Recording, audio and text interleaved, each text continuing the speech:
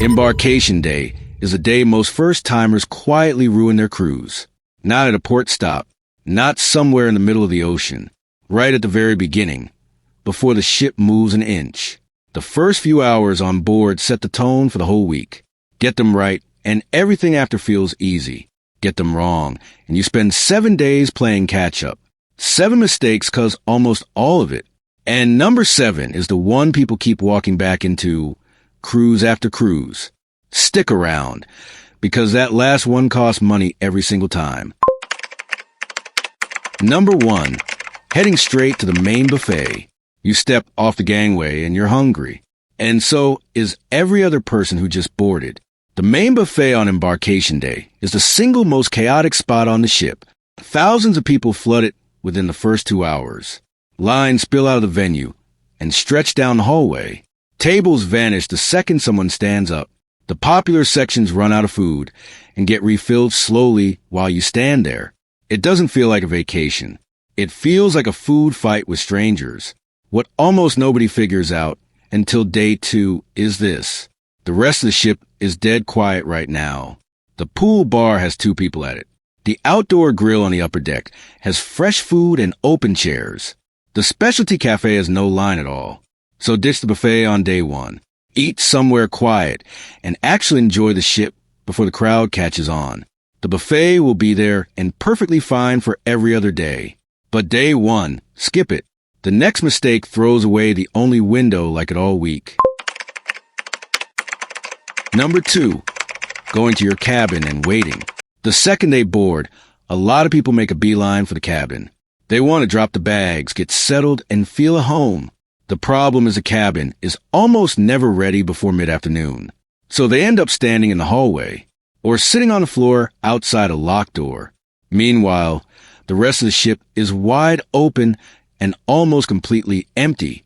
The pool deck has rows of chairs with nobody in them. The top deck has unobstructed views and 0 crowds. The lounges are quiet.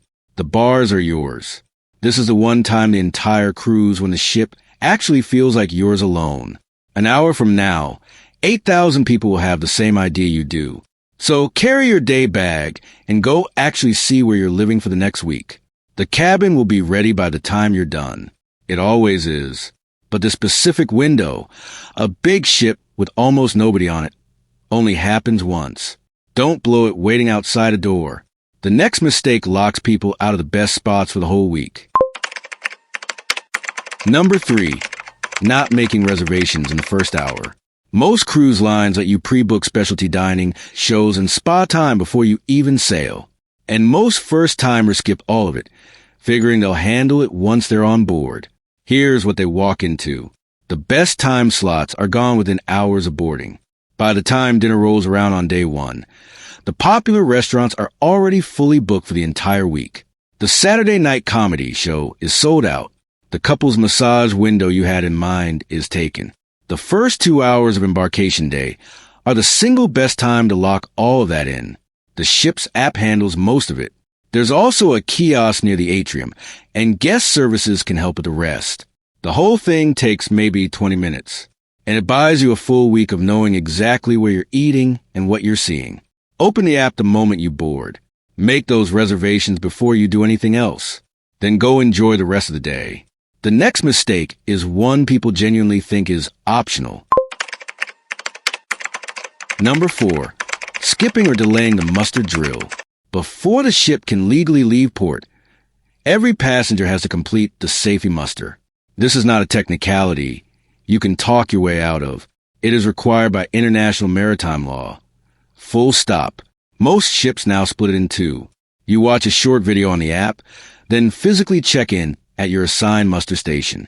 The whole thing wraps up in about 10 minutes. And yet people skip it or keep putting it off because they're busy looking around the ship. Here's what happens when they do. The ship cannot leave until enough passengers check in. If you miss the cutoff, the crew pages your full name over the entire ship's PA system. Every single passenger hears it. Then security comes to find you personally. Ignore them long enough, and you could be pulled off the ship before it ever sails. You would lose the entire cruise over a 10-minute check-in. So knock it out right after boarding, before you eat or look around the ship. Get it done and checked off, and then the entire rest of the day is yours. The next mistake is the one that quietly blows up on you 2 days later. Number 5. Not checking your cabin the moment you get in. Most people toss their bags on the bed and head straight back out. And most of the time, that's fine. But not every time. Broken air conditioning. A shower that won't get hot. A safe with a dead battery. A mattress with a stain. These things happen more than the cruise lines would like to admit. And the timing of when you report it matters a lot. Flag a problem on the first day, and they'll fix it fast or move you to another cabin. Wait until day 3, and the conversation gets a lot harder. They'll wonder why you didn't say something earlier. So the moment you walk in, spend 3 minutes going through the room. Test the air conditioning, the shower, the toilet, the safe, the outlets.